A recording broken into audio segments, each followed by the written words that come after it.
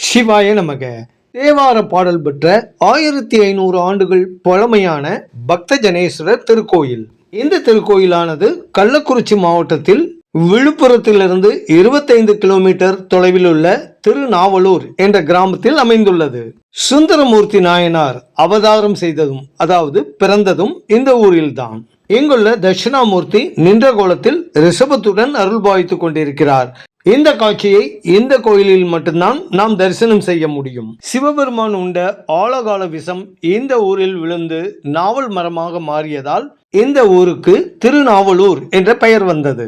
இந்த திருக்கோயில் பூராட நட்சத்திரத்தில் பிறந்தவர்கள் கட்டாயம் வழிபாடு செய்ய வேண்டிய திருக்கோயில்களில் ஒன்றாகும். மகாவிஷ்ணு நரசிம்ம அவதாரத்திற்கான ஆற்றலை பெறுவதற்காக இங்குள்ள சிவபெருமானை வழிபாடு செய்ததாக தல வரலாறு கூறுகிறது. இக்கோயிலை பற்றிய முழுமையான காணொளி நம்முடைய சேனலில் பதிவேற்றம் செய்யப்பட்டுள்ளது.